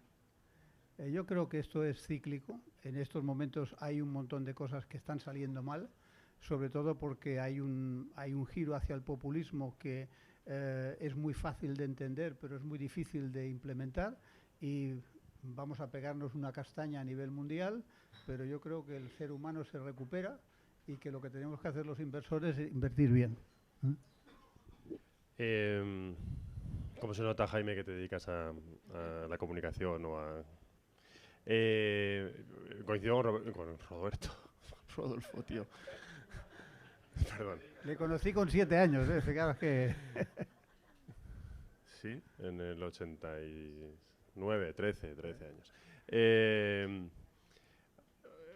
Una, que pasa eso, ¿no? Que eso que mismo que has dicho probablemente lo podíamos haber dicho en muchos años y de manera muy sonada, ¿no? Y dos, yo ya no escribo en mi blog y hace muchísimo que no lo hago, ¿no? Pero el último artículo que hice, tuve la suerte de hacerlo a la limón con Jaime Novoa, que hoy en día trabaja conmigo, y básicamente lo que hicimos fue superponer un gráfico de la bolsa, la verdad es que no sé si era el Nasdaq o el IBEX o cuál era, y cuáles eran las compañías que históricamente se habían montado y las fechas de nacimiento de las distintas compañías más relevantes por entonces del Internet patrio. Y lo que te das cuenta es que arriba, abajo, en los peores momentos, los mejores, siempre salían nuevas oportunidades, ¿no? Entonces yo, de nuevo, lo quiero ver como una parte positiva, ¿no? Yo como inversor, que el mercado esté jorobado, también puede ser una oportunidad buena de entrar en compañías que vayan a empezar, ¿no? Y como esto es muy contracíclico, es decir, yo invierto en una compañía que va a terminar teóricamente vendiéndose como poco en 10 años. Entonces, oye, que hoy estamos jodidos. Pues sí, pero en los 10 años es que vamos a pasar por épocas buenas, malas, y dentro de eso me quiero quedar con la parte positiva de que en cualquier momento surgen compañías buenas. Hombre, yo creo que no es para tanto. Yo tengo una presión de un socio, que Rodolfo Carpintero, Oriol Juncosa, que es parecido a catastrofista, como tú dices. Me dice, oye, tío, hay que tener cuidado, que no sé qué. Y yo, a mí siempre que los mercados se agitan me mola, porque genera oportunidades. Siempre que una industria sufre un poco, se depura y genera. Para los digitales pienso que es súper positivo, porque estamos hablando del global de la economía, y me sabe mal por el que tenga una agencia inmobiliaria tradicional, me sabe mal por el que tenga un concesionario de coches, me sabe mal por el que tenga una fábrica de tornillos, me sabe mal por todos estos que van a destruir empleo. Pero para los que estamos aquí es una oportunidad, Jaime. Es una oportunidad para los emprendedores y para los inversores, porque siempre que se mueve la economía, siempre que se agitan los mercados, se generan oportunidades. Entonces, pero bueno, yo creo que se exagera todo, ¿vale? Es decir, yo creo que todo se exagera, pero que todo tiene una lógica. Se venden menos coches porque cada vez hace más calor. Nadie dice que están subiendo las ventas de motos de forma exagerada y de patinetes. ¿Por qué? Porque donde antes llovía en Madrid, no sé, 80 días al año o 120, pues ahora hace más calor y llueve 40. Y muchos amigos míos de Madrid han dejado coches y están comprando moto, y algunos van en patinete. Pasan cosas en los mercados que provocan situaciones, y a veces... otra cosa es que tenemos locos por ahí, y no lo digo para que me metan un tiro, en países raros que tienen muchas estrellitas, ¿vale? Que pueden pelearse con otros con estrellitas también y hagan cosas raras que nos generen a los demás, nos salpicará y nos dolerá, pero eso no lo podemos controlar nosotros. Entonces yo lo que digo a todo el mundo es a trabajar como cabrones y a buscar las oportunidades, que va a haber un montón, haya o no haya recesión. Más preguntas, acercaos por aquí. Había uno por aquí antes que me he dicho. Hola, muy buenas. Me gustaría saber sobre eSports. Si os presenta una empresa de eSports, ¿cuáles son las 3 cosas que os interesa para mirar? No tengo ni puta idea. Esto se lo pasaría a alguien que conozco que domine de eSports y lo mira. Yo, el emprendedor, el equipo, ¿vale? Y pasárselo a un experto en eSports, que en mi entorno tengo 2, y que ellos me digan. Pero no, yo solo podía mirar equipo, no podía mirar nada más. Yo soy de la misma opinión, porque es un mercado que he visto mucho, he visto muchas variantes y no acabo de entenderlo. O sea, no soy capaz de meterme. Es como cuando me hablan de nanotecnología, que leo mucho y lo sigo muy de cerca, y me encantaría hacer una inversión en nanotecnología, pero es que no soy capaz ni de tener gut feeling. Nosotros hemos visto bastantes cosas. Y lo que estamos más interesados es en la tecnología alrededor de los eSports, pero no ni en equipos, ni en contenidos, es decir, yo quiero poder invertir en esa tecnología que hay alrededor de. Me da igual qué tipo de tecnología sea, porque puede ser muchas, ¿no?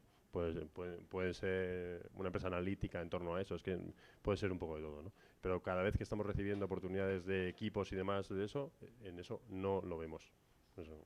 Y no soy yo, quien sabe en el fondo de esto, es lo que hay. Añadiría una cosa. Creo que esta batalla los fabricantes de los juegos no van a dejarla jugar como nos gustaría a los demás. Es decir, yo invertí en alguna compañía, porque yo soy crazy, ya lo sabes, invertí en alguna y no fue bien. Y no fue bien porque la compañía iba de puta madre facturando, y de repente pues banearon a todos los que intentaron hacer un sistema que corría encima de los juegos para que la gente viera esas partidas y hiciera apuestas de monedas virtuales para ver quién va a ganar la partida. Pues esto ya se va a preocupar todos los fabricantes, que además son gigantes, se van a preocupar de no dejar hacerlo, de denunciarlos, de cargárselo, de boicotearlos tecnológicamente. Entonces, creo que es un sector que va a bailar al ritmo que bailen los grandes players, con lo cual no va a ser fácil para pequeños el tener oportunidades, por añadirte un comentario más científico de la situación por vivencias. Más preguntas. Acércate, es que el micro no da más. ¿Qué tal, Carlos? ¿Cómo estás? Un par de cosas comentaste que me llaman la atención. Primero es que dijiste que has hecho inversiones en empresas con gente que no te caía bien. Entonces, o lo entendí así. Como inversor. Y segundo, que comentaste que la health tech en Estados Unidos, que se está llevando mucho, en Europa no tanto. Bueno, yo hice una presentación de proyecto en el Valle del Silicio y yo sé que los inversionistas allá, sí o sí, siempre cielos y tierra pasarán, solo invierten en empresas en las cuales hay buen rollo. La primera cosa que dicen, si no puedes beber una cerveza con el tío que está llevando el proyecto, le dalo.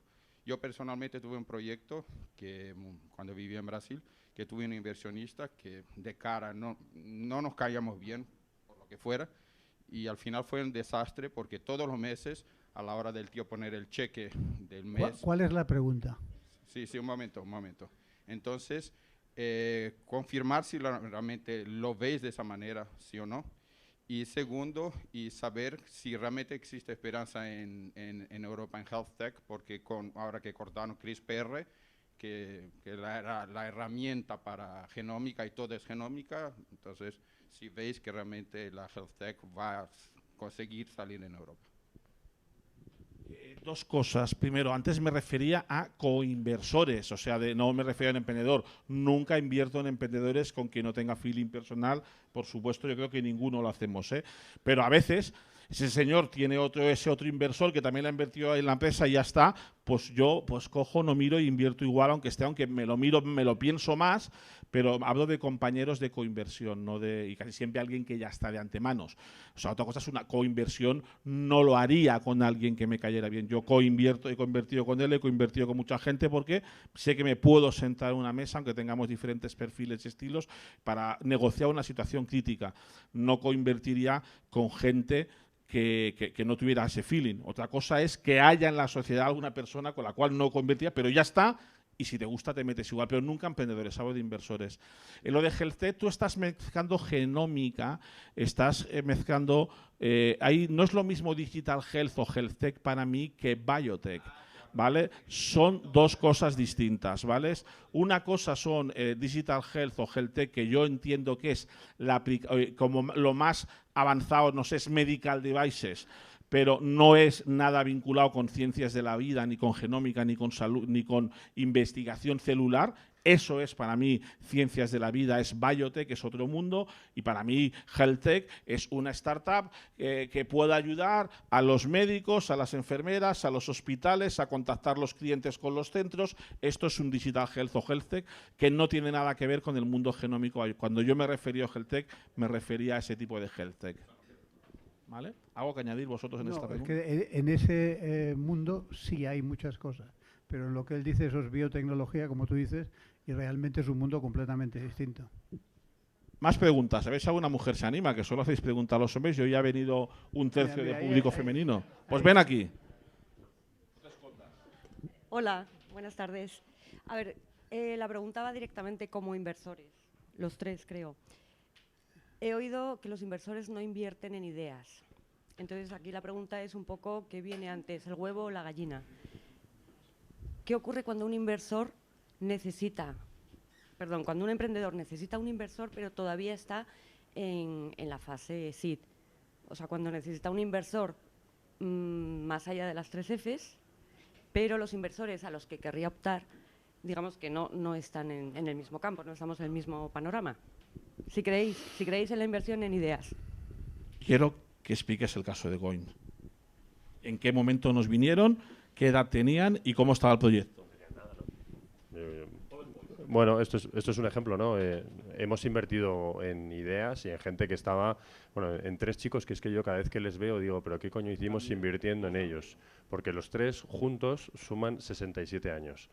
Y es como, no sé qué, y les ves y son como uno gordito, el otro con un pendiente así despistado y dices, pero ¿qué les hemos visto, no? Y vinieron con una idea y no tenían nada desarrollado. Entonces sí que pasa que hay fondos que invertimos así. Es menos común, porque es verdad que muchas veces hay muchos inversores que directamente o tienes determinados números o determinada tracción que se dice en este argot o no entran, pero sí que pasa. Y luego hay otra fórmula que es la fórmula de buscar inversores que sean afines al negocio que quieres montar. Es decir, hoy en día cada vez es más fácil encontrar gente que se ha jubilado con 57, 58 años con un buen paquete de las grandes empresas, por ejemplo, de consultoría, y que a lo mejor han estado trabajando en el sector de moda. Pues si quieres montar una cosa de moda, pues a lo mejor se le explicas la idea a alguien y está dispuesto a invertir 50 o 60.000 euros en ayudarte a lanzar la idea. Es decir, cuando estás muy al inicio, cuando más sepa la persona que va a invertir de lo que estás hablando, más sencillo es que lo haga. En los fondos hay algunos que se arriesgan y lo hacen, pero es más difícil porque quieren tener alguna métrica. Yo para añadir diría que, poniendo el ejemplo de Iñaki, en este caso además nos pegamos de hostias por entrar. Está también por aquí en Eco, ¿no? En Eco, donde estás, que está escondido. Os ha pirado ya, ha venido aquí a hacer la foto y se ha ido. ¿Vale? Es decir, en Eco, que invirtió junto con Iñaki y con Encomenda, con Cafán y con Encomenda, nos pegamos de hostias, entre comillas, cariñosamente, porque todos estábamos abriendo los codos, porque queríamos meter más, no podíamos, se quedaron fuera muchos inversores que querían entrar, y esa startup era una idea Una startup era una idea de 3 chavales de 22, 23 años, como dice él, que nunca, que digamos, novatos del todo, ¿vale? Y que tenían una idea, no había ni un prototipo, no había ni una beta, no había nada, había una idea.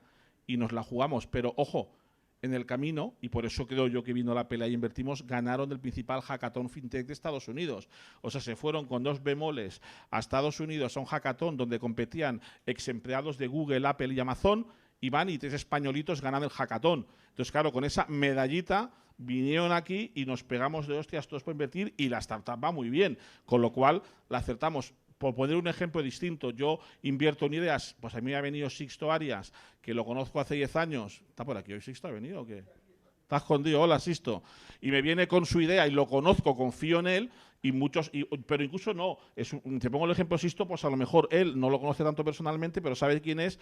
Si ese emprendedor tiene track record, te la juegas también en ideas. Estamos invirtiendo muchos fondos bueno, tú has invertido en la idea de los juegos infantiles de Iñaki Ezenarro, en la segunda startup después de Trovi le fue muy bien, pero en la segunda la han quebrado, ¿vale? Y invirtiste en la idea, y tú invertiste en el PowerPoint. ¿Por qué? Porque tú confiabas en ese emprendedor. Entonces estamos permanentemente invirtiendo. Pero siempre tiene que pasar algo. Es decir, o ese emprendedor es un tío que ha tenido éxito en el pasado, o han ganado un hackathon, un concurso, no sé qué. Es complicado si tú no llamas la atención de alguna manera, que ese inversor venga a ti. Y si no, el método es lo que decía Rodolfo, busca inversores de ese sector que sí se puedan creer mucho más, lo que se llama inversores más industriales, que se puedan creer mucho más ese negocio. Pero sí que hacemos inversiones de este estilo habitualmente. No es lo más habitual, pero una de cada cuatro puede ser, en mi caso, en este estadio más o menos. Y llevo 22 en 18 meses.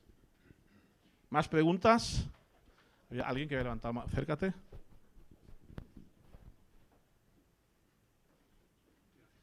Buenas tardes. La pregunta es, en medio de esa necesidad de crear ecosistema de la que habéis hablado, y partiendo de que, por supuesto, la aportación de capital pues es una gran contribución a cualquier ecosistema, los fondos, ¿qué hacéis para innovar o cuál es vuestra estrategia de innovación, si es posible compartirla? ¿A qué te refieres por estrategia de innovación? ¿Estrategia de innovación en qué aspecto?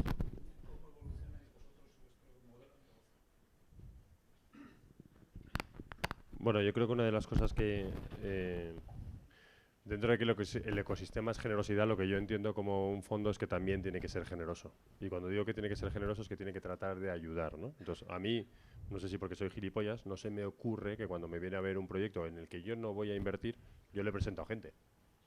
Eso no es una innovación, pero sí que creo que eso sí que creo que diferencia, pero diferencia desde la creencia de lo que yo no lo hago por marketing, yo lo hago porque dices, oye, si viene alguien, le dices que no, ¿por qué no presentarle a alguien, ¿no? Es que voy a perder el tiempo. Bueno, muy bien. Entonces, lo que nosotros procuramos, lo que hemos procurado como diferenciación, si es que es una diferenciación, es que de los 10 que seamos en la oficina, seamos de nuestro padre y de nuestra madre.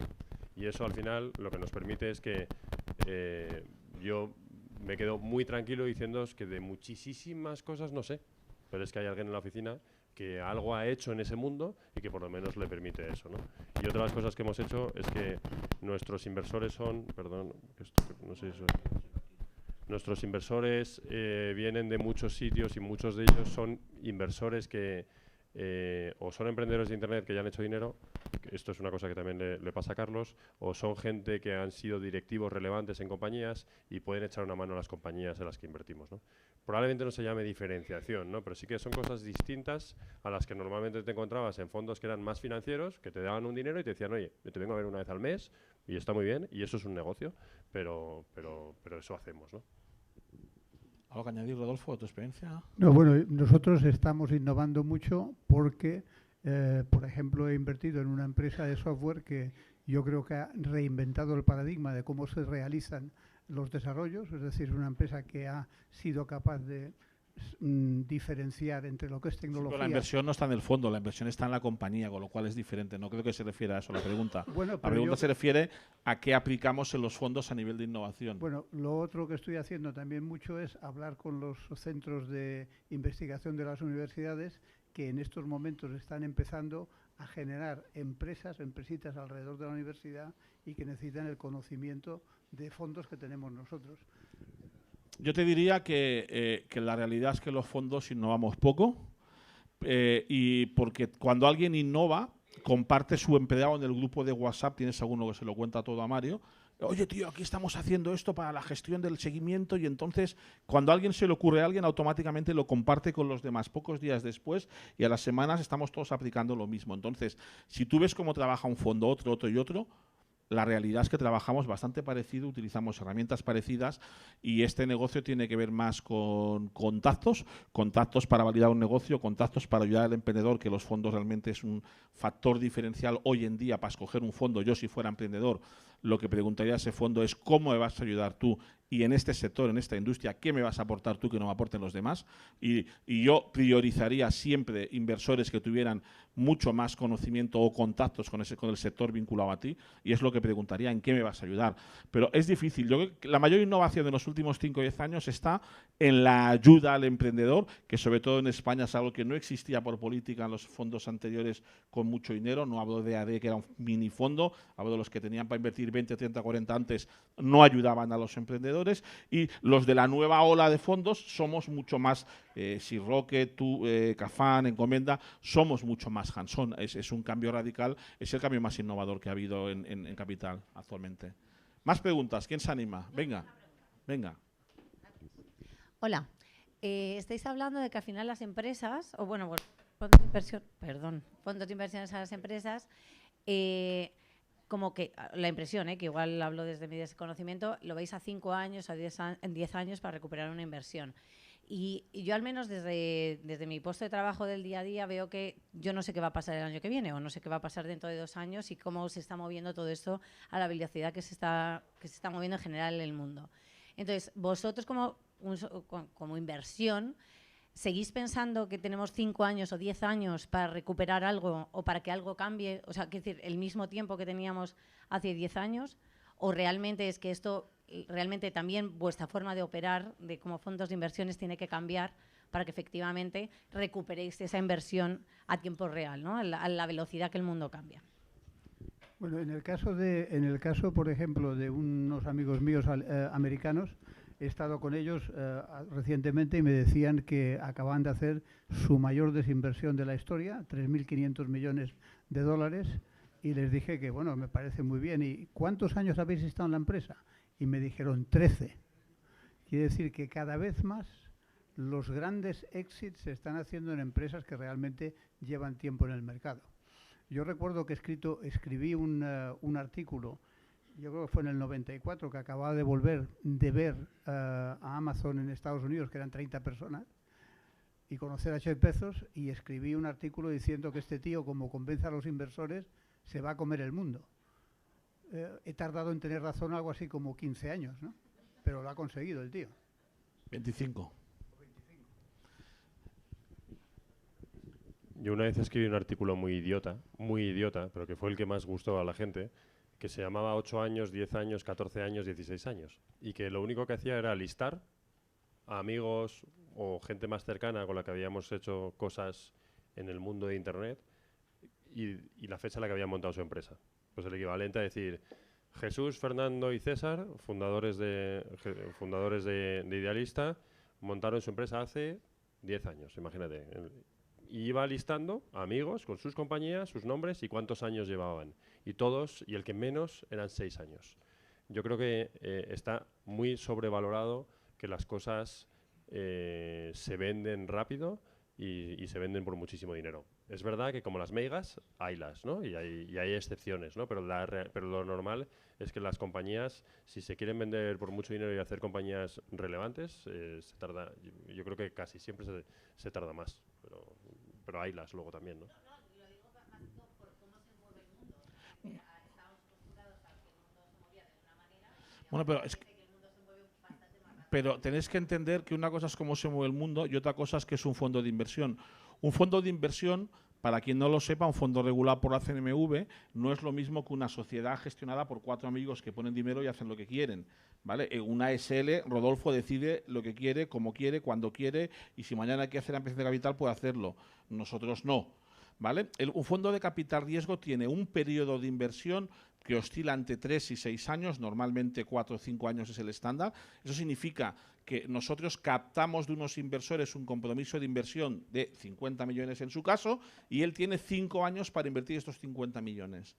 Y luego estos mismos inversores que le han dejado esos 50 millones le dicen, después más de devolver el dinero. Y le dan otros 5 años más para él empezar a devolver el dinero. Con lo cual, él tiene congelado de media el dinero de sus inversores 7 años. En mi caso, mi fondo, que es de 3 más 1, pues yo tendré unos 5 años de media congelado el dinero a mis inversores, el 1,78. Pero eso no tiene nada que ver con el ciclo de vida de la startup. Eso lo que significa es que yo invierto el día 0 o el día 1 y el día 6, cuando venga el fondo americano a invertir o el fondo alemán, yo a lo mejor ya he cubierto mi etapa en esa compañía, vendo mi participación, la compañía ese día vale 40, me da igual, no me quedo a la foto final, no es necesario, ya hay otro fondo apoyándole y yo ya vendo a 40, ¿por qué? Porque invertí a 1, he multiplicado por 12 y yo a mis inversores me pagan por darles rentabilidad, con lo cual no tiene nada que ver la estrategia de un fondo, que lo que miramos es la rentabilidad que le damos a esos inversores con el ciclo de vida de esa empresa versus a la economía. Totalmente de acuerdo con lo que dicen ellos dos, que entre 6 años, pocos casos, pero lo típico de los ETSIs en España, la mayoría han sido entre 8 y 10 años, ¿vale? Yo en Acamón la fundé en 2011 y se vendió en 2015, pocas startups se han vendido por 20 kilos a los 4 años de vida, pero muy pocas, pero la realidad es que la media está en torno a los 8 o 10. Pero eso no significa que la tiempo media de permanencia del inversor tenga que ser esos 8 o 10 años. El tiempo media tiene que estar ajustado a la política de cada fondo. En su caso es 5 más 5, me imagino. En el mío 5 más 1, 5 más 1 tienes tú. Él podía estar hasta 12 años en una compañía que invirtiera el primer año, podía estar hasta 12 años legalmente, pero el año 13 tendría posiblemente ya que forzar e intentar vender. En mi caso, como máximo podría llegar a estar 8 años, de media estaré 5 en las compañías, 4 o 5, pero habrá compañías que venderemos a los 3 años y compañías que apuraremos los 8 del límite, cada caso será distinto. Pero no pasa nada, la compañía puede seguir su ciclo de vida y el inversor SIT ya ha cumplido estando en esa compañía desde el inicio hasta la mitad. No hace falta quedarse a la foto final. ¿Más preguntas? Acércate.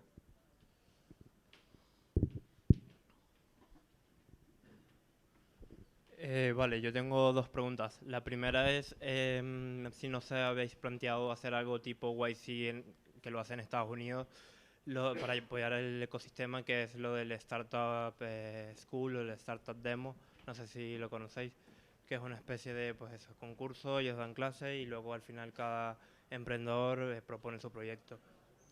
Esa es la primera. Y la segunda es para Iñaki, que si no recuerdo mal comentabas en el podcast de Cafón, repasabas tus errores y creo que comentabas que venías de un perfil más de económica y mi pregunta es ¿cómo haces para saltar, digamos, de un perfil más de económicas a más hacia el sector tecnológico? Bueno, de la primera te va a responder Carlos, que es el que más sabe de incubadoras y demás, yo creo, ¿no? Y además, incubadoras, pero aceleradoras. Bueno, este señor también. De esos proyectos hay muchos, o sea, sí. Sitios en España. Primera responde sitios en España donde puedas hacer un pitch de tu startup, hay así a bote pronto 200, probablemente más. donde hay eventos como este que al final del evento hay 5 emprendedores que tienen cada uno 5 minutos o 10 minutos para explicar su proyecto. De esos hay como mínimo 200. O sea que eso ya existe. Y Carlos tiene conexión con esto porque él tiene varias cosas en estos estadios iniciales, ¿no? O sea que luego pregúntale y él te dirá nombres. De lo mío, yo es que sigo teniendo el perfil que tengo, ¿no? Y es un perfil más de empresariales y de ventas y considero que no sé de tecnología. Lo que creo que es, me junté con gente que sabía de tecnología para poder atacar algo que yo ni sabía ni creo que sé. ¿Te he respondido? ¿Sí? Sí, yo creo que los equipos tienen que estar bien balanceados y que tiene que haber gente un poco de todo. Porque si todos son de la misma carrera, del mismo sitio y hacen lo mismo, pues es muy difícil que eso se convierta en una gran empresa. Una gran empresa tiene que tener diversidad. Lo que quizá creo que dices es que cuando yo monto mi empresa la monto con todos los perfiles iguales, pero 5 años después viene un fundador, por llamarlo de alguna manera, que es mi socio Nuño, que es la parte que lleva la parte de tecnología. Es decir, yo durante 5 años lo estuve haciendo mal y a los 5 años encontré a alguien que podía llevar eso. Y no solo lo hacía mal porque no tenía nadie que me complementara en eso, sino que encima lo subcontrataba con gente externa. Entonces, yo creo que ahora sí. Digamos, en este tema, aunque no mando a vela en este entierro, el gran error del emprendedor, está por aquí, no sé, si digo su nombre se me enfadará, una amiga mía emprendedora que está por ahí despistada hablando y que pues el gran error del emprendedor sigue siendo la selección de socios y el pacto de socios. Es decir, el gran error que tenemos en España los emprendedores, o que tenemos, es que la gente sigue metiendo socios sin pacto de socios, sin ser el socio ideal. Y sobre todo lo más grave es que sin ser el socio ideal, pero sin tener la marcha atrás en un contrato ya firmado de principio. Me parece una auténtica aberración que sigáis creando compañías con gente que hace poco que conocéis y sí que el contrato recoja el divorcio. O sea, los pactos de socios están hechos para algo y sigo viendo, en Conector lo vemos, cada camada, cada edición, tenemos un 70%, 80% de emprendedores que han fundado compañías sin pacto de socios y de esos, un 60% tienen problemas entre ellos antes de los 6 meses. Aquí también tengo otra amiga también que ha vivido los problemas, que también que estuvo por Lazarus y que sabe lo que es. Entonces, al final, ese es el mayor error y es algo que o le ponéis solución vosotros el día cero cuando vais al notario o tenemos un problema. En el primer tema de la parte de los... Hay 1000 cosas, como decía Rodolfo, hay un montón de eventos de universidades, hay hackatones, hay startups weekends que se siguen haciendo, aunque pocos, donde tú puedes ir con un micro a explicar tu idea, la gente te la apoya y trabajar al fin de semana. Hay muchos eventos distintos, tanto eventos que las ideas las aporta el propio evento, como lo que hace Demium o lo que hace Núcleo, Startup Weekend que da la libertad que la gente venga a defender su idea, eventos de escuelas de negocios, eventos de universidades, hay un montón de foros de inversión organizados por organizaciones públicas, privadas, redes de business angels privadas, business schools, o sea, hay un montón de cosas y saraos, pero no te los puedo decir. Te vas a Google o a Twitter y te aseguro que lo encontrarás. Y si no lo encuentras, es que no mereces recibir inversión ni que nadie te apoye, ¿me entiendes? Porque está en la red todo, ¿vale? Más preguntas. Vea, que nos quedan 2 minutos. 2 minutos y acabamos. Venga, ¿quién hace la última pregunta? ¿Quién se anima? Anímate. Venga. Cierra. Te dejo cerrar. Venga, es una pregunta sobre... Lazarus anda. Lazarus vuelve a andar. La pregunta es sobre cuando estáis con los emprendedores, habéis invertido con ellos, estáis pasando tiempo y empiezan a venir los problemas financieros. ¿Cuántas veces habéis visto llorar a emprendedores de los vuestros? Yo unas cuantas, pero creo que más por problemas por socios que por problemas financieros. También te lo digo, ¿eh? O sea, las he visto llorar más o casi llorar a emprendedores por problemas de no puedo más ya de esta pelea, ¿vale? Que no por un tema financiero. No sé vosotros. Estoy justo lo mismo. Yo iba a decir que mi única experiencia con lloros ha sido de 2 emprendedoras que se han tenido que separar porque era increíble. Y una vez se ha resuelto eso, funciona como la seda. Estoy de acuerdo, pero también yo he visto gente que por haber extremado mucho su compañía, por haberla estresado mucho, haberse acercado demasiado al precipicio, cuando está en el precipicio llora, o cuando ya se está cayendo, ¿no?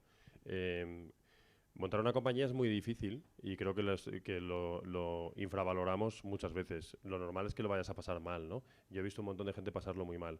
Creo que estamos en este mundo de yuppie en el que, no, de puta madre, y hay que pasar tu zona de confort, ¿no? Creo que hay que pasar tu zona de confort, pero no hay que pasar, por ejemplo, la zona de confort de la gente de tu alrededor, ¿no? Y yo creo que mucha gente cuando se acerca al precipicio tanto y se da cuenta que no es él el que ha sufrido, sino que todo el mundo a su alrededor está sufriendo, por ejemplo, su familia, creo que ahí muchas veces llegan los lloros, ¿no? Entonces, desde aquí un llamamiento para que hagáis las cosas con cabeza y que si las cosas no salen, pues desgraciadamente habrá que cerrar, ¿no? Pero no afectéis a la gente de vuestro alrededor. Muy bien, un aplauso para Rodolfo y para Iñaki, por favor.